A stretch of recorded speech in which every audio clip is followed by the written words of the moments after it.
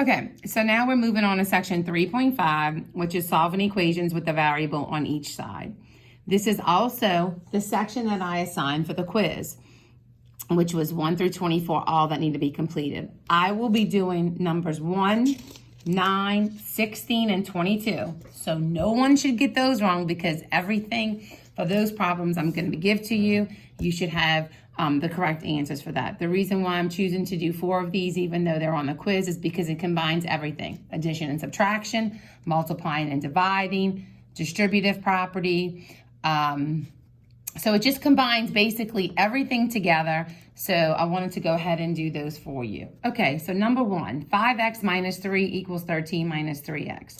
Now, this equation's already set up where I can start moving things. The reason I can move is because each side of the equal sign is simplified, okay? Meaning I can't combine them anymore. So 5x minus 3 can be combined and 13 minus 3x can't be combined. Therefore, I can start moving and I'm gonna do so. So my goal is to get all of my variables on one side and my numbers on the other. So I'm going to move the 3x over here. That leaves me with 8x minus 3 equals 13. And now I'm going to add the 3 to both sides, and I get 8x equals 16.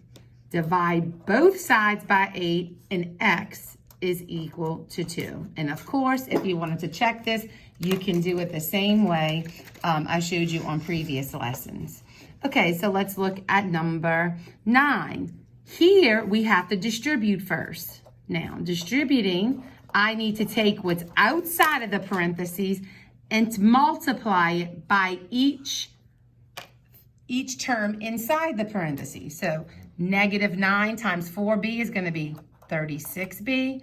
9 times negative 1 is going to be negative 9. 2 times 9b is 18b.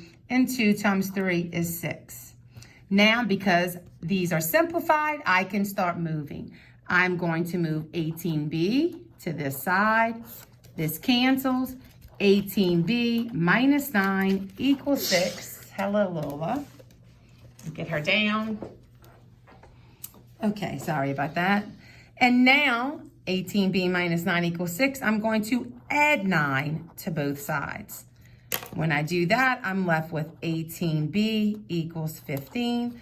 This does look different, but remember, the rules don't change. I'm going to divide both sides by 18. b is equal to 15 over 18. Okay, so this is how you distribute. This is how you move from side to side. And yes, you can have a fraction as your answer. Okay, let's move on to number 16. I chose this because it has fractions. However, the rules don't change. I need to look. Can I combine these? No. Can I combine these on this side of the equal sign? No. So I'm going to start moving just as I would before. So I'm going to minus 1/8z to this side. What I do to one side, I do to the other. This cancels. Bring down my 2. You can use your calculators. And alpha y, negative 3/4 plus alpha y, negative 1/8 equals negative 7 over 8z equal to 9. Now I'm going to move the 2 over here. I subtract 2 because that's positive 2. What I do to one side, I do to the other. This cancels. Negative 7 over 8z is equal to 7. Now, there's 2 things I can do. I can either divide both sides by the fraction, or I can multiply both sides by this 8 first. Okay, I'm going to show you both ways. So that's negative 7z equals 56. Then I divide by negative 7 to get z equals negative 8. Or, let's take this here. You can, the same way, and I want you to look over here. The same way we have 5x equal to 20. 5 and x are linked together by multiplication, so I undo by division, right?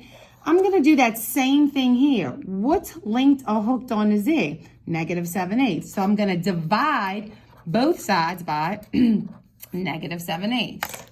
Z is equal to, you can come and use your calculator and do 7 divided by alpha y, because that's my fraction, -7 over 8, and you get -8. Excuse me. So either way here, you can do that. Okay, all right, now let's look at this last one, number 22. It's pretty big. It has a few things here, a few different steps. So remember, I'm looking at both sides of my equal sign. I come here, I need to take care of these parentheses first because they're going to indicate that I need to distribute. Now, 2 times A is, excuse me, I'm sorry, 2A. 2 times -8 is -16. I bring down the 7 equals 5 times A is 5A. 5 times 2 is 10. And then I bring down the rest. Now, looking at this, is this side simplified? No, it isn't. Why is it not simplified? Because I can still combine these two terms. So I do so. Bring down the 2A. 2 different signs. I subtract and take the sign of the larger. What is -16 plus 7? Minus 9 equals, I look over here and I look and see that this is not simplified either. So I need to combine like terms. So first I'm going to combine 5A and -3A. Those are like terms. 2 different signs. I subtract and take the sign of the larger, which is positive.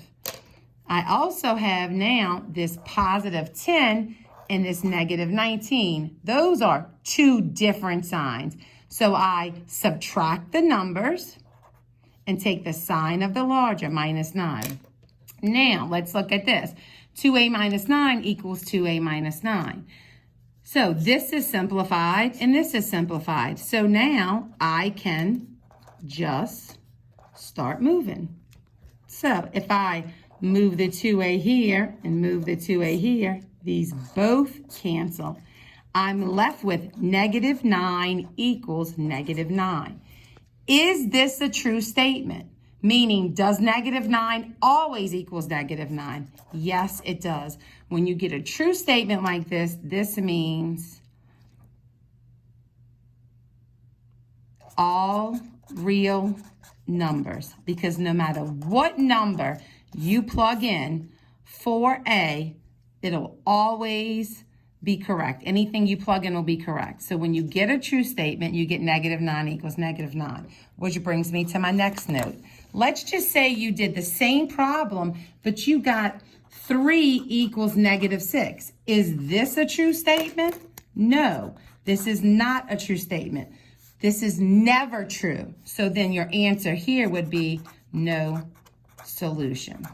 So let's review that again. If I get a true statement like 3A equals 3A, or 5 is equal to 5, or -100 is equal to -100, those are all true statements.